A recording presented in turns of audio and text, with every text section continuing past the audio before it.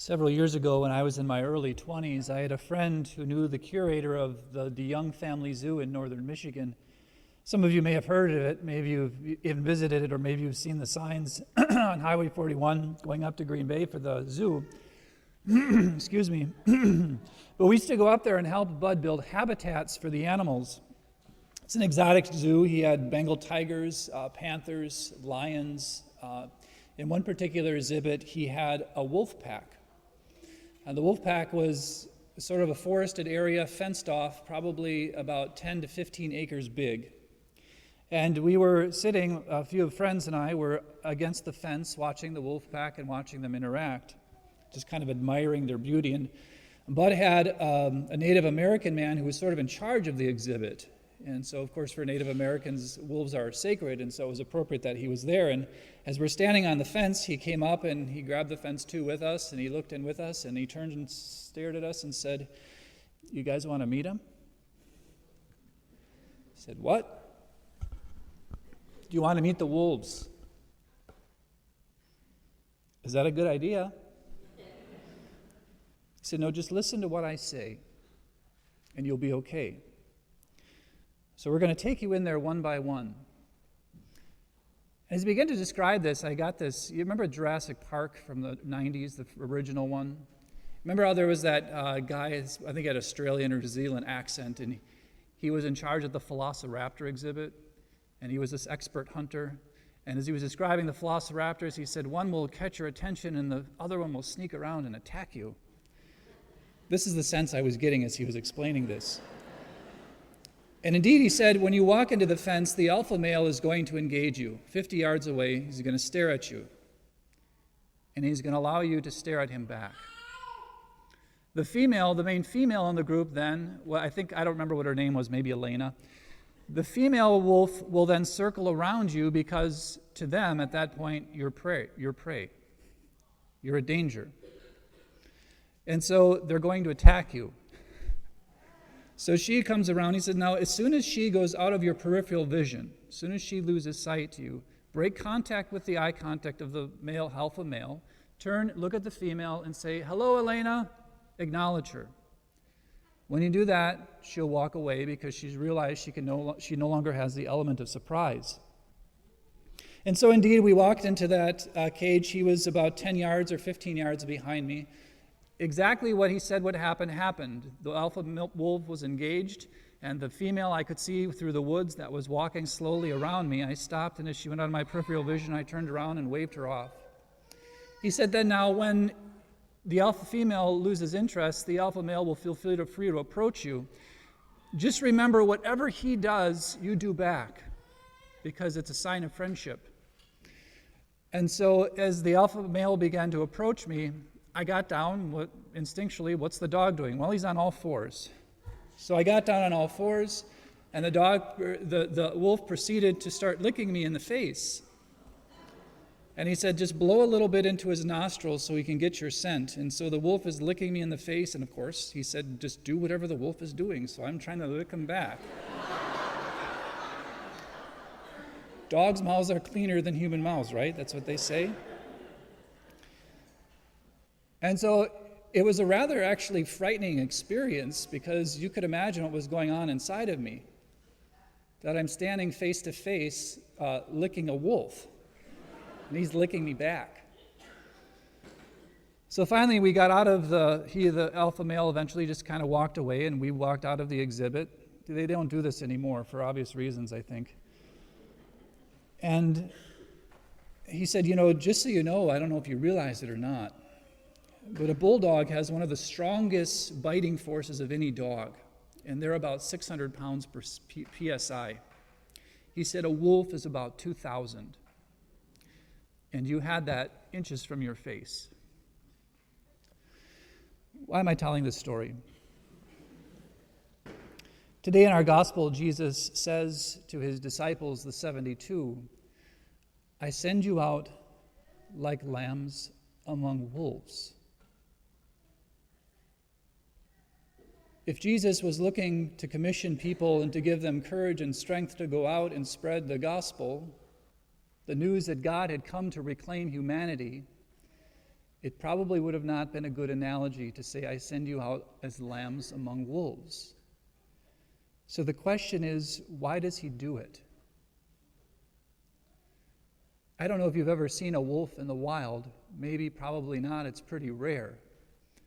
But these are extremely powerful creatures.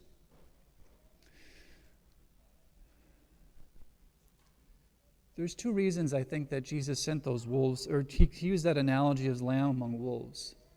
The general current media and narrative that we're told very oftentimes through sitcoms, through movies, through news cycles, is this idea that the culture is extremely hostile to Christianity. What are the two things you don't talk about in a tavern? Religion and politics, right? Those are the general rules we have in the back of our mind. And we often take this stigma to heart. We think to ourselves, well, we're not going to talk about this because people are just going to get upset. But my own personal experience above this narrative that we're often told that there is a hostility towards Christianity, and granted there is some, but I think most of it is just contrived. I don't think it's real. I think it's something that oftentimes people have just put in their minds, but the reality is, at the depths of the human heart, there is something there that we are hungry for. There's an old legend of St. Francis of Assisi that also involves a wolf. When there was a wolf that was prowling about a small town in Italy, they asked him to come and help because he was friendly with animals. And so he went up to that town and he met with the wolf. And he started to explain to the wolf, I understand why you're doing this. I understand why you're attacking the people, because you're hungry. But we'll make a deal with you. If you stop attacking the people, they will feed you for the rest of your life. And the legend goes that with a paw raised and a handshake, St. Francis brokered the deal with him. And the town, for the rest of the life of the wolf, they fed him. And the wolf never attacked any of the townspeople again.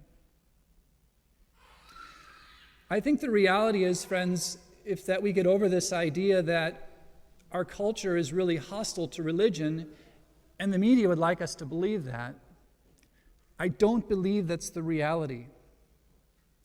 Because although it sounds like Jesus is sending his people out to be slaughtered by the wolves, the reality is, if you look at that from another perspective, it's that wolves are hungry. People in our culture are hungry for God. I think without realizing it, they're exhausted at materialism. They're exhausted at division. They're exhausted from filling their lives up with so many things that ultimately cannot satisfy the longing of the human heart for an infinite God. And I say that over and over again, and I will, because it's true. Deacon Kevin and I were talking the other day about a priest that he knew, and he was telling me that this priest was notorious for no matter where he went in public, whether it was a grocery store, whether it was a department store, whether it was just in a gas station, that inevitably he would find another name for the rite of Christian initiation of adults, and he would have invited them to church to come into the RCI program.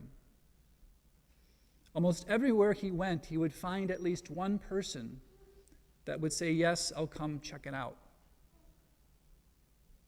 I found that so Deacon and Kevin and I, inspired by that experience, we started having this unwritten competition to see how many people we could get in the RCA program here at St. Mary's.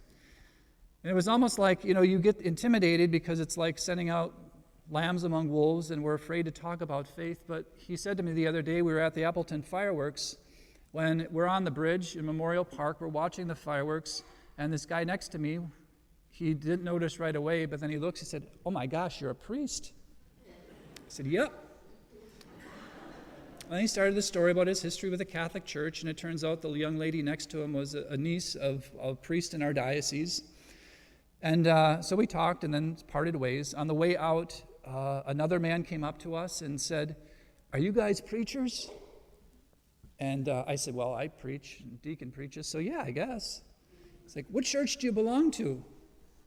I said, the original one. Is that in Appleton? There's many places in Appleton for the original church. Which one is it? It's the Catholic Church. Oh, I'll have to check that out. But Deacon Kevin said, we're out there just being known as priest or clergy that we don't even have to go and search. People are looking for us. He lifted up his wrist and showed me his little armband of a cross. He said, I'm a believer. I said, that's great. But still may be looking for more. I don't know what will happen to him, but the reality is, friends, my point is that the intimidation that we can often feel for going out into the world and spreading and talking about our faith is often only limited by our fear, by a false narrative, thinking that people don't, somewhere deep in their soul, need it. If we were made for God, it means we need it.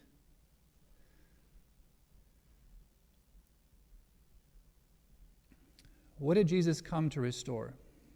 Notice that line, when the disciples take the risk,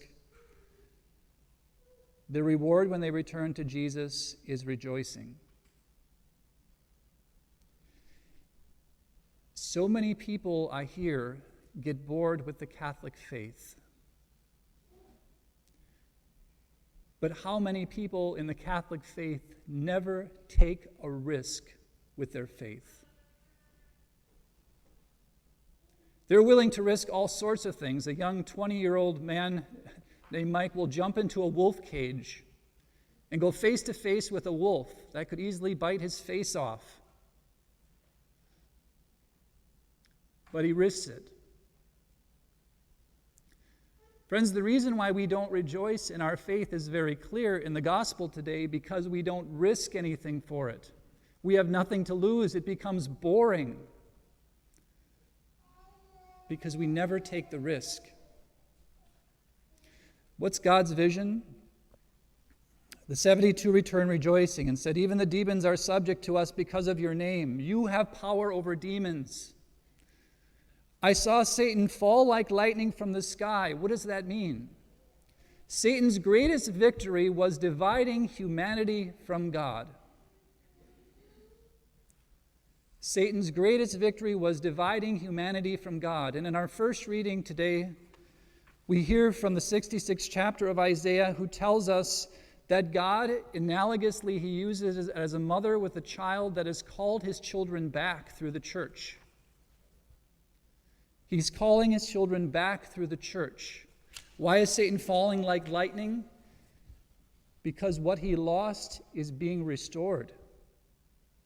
Because the great victory of the devil in being able to divide people from their God is beginning to lose its grip.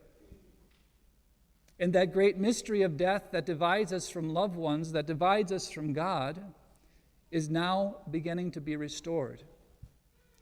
And in particular for us Catholics, it's manifested today as we receive communion at this Mass. No risk, no reward. If you don't risk something for your faith, you can expect no joy. But if you do, if you recognize the power that you've been given to be able to evangelize and spread the faith, even if it's simple as saying something like, in a group of people, we don't believe in God.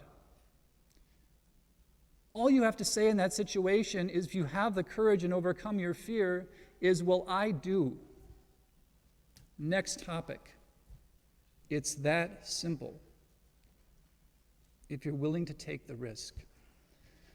Friends, I can tell you that when I brought up faith, the last time was at the barber shop. I noticed I got a haircut. I like to go to barbers that know that I'm a priest. Because if they discover I'm a priest while they're cutting my hair and they start thinking about their life and conscience and what if they say the wrong thing and they make a mistake, it's probably more dangerous than a wolf licking your face having a scissors 2 inches from your eyeball. But just to broach the subject of faith, the last time I got my hair cut last week, not only the stylist, but almost the entire barbershop, the whole ethos, the whole attitude in it changed. When this woman suddenly felt free to talk about her faith, to talk about difficult things in her life, and there was a great joy you could sense in the place. I got it. She was running around. She said, Father, I was a Pentecostal before, and I'm not exactly sure what she's affiliated with now, but I said, yeah, I can tell. She's kind of all over Holy Spirit stuff. So friends, the point of the homily is very simple. You've got to take a risk for your faith, or you can't expect any joy from it.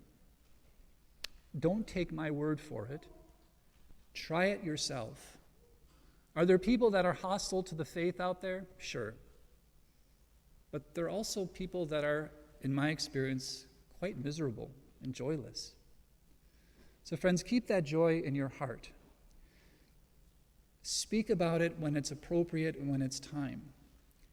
And notice how things in your life and the joy you have in your faith change. What you receive in this Eucharist should be giving you strength to overcome your fear, to love your faith. If it's not, and if you don't need it, why receive it? This should be the strength and the courage and the heart and the confidence that you have in the faith that God is with you to speak about it. And make sure you know that you have that authority, because the Lord has given it to you.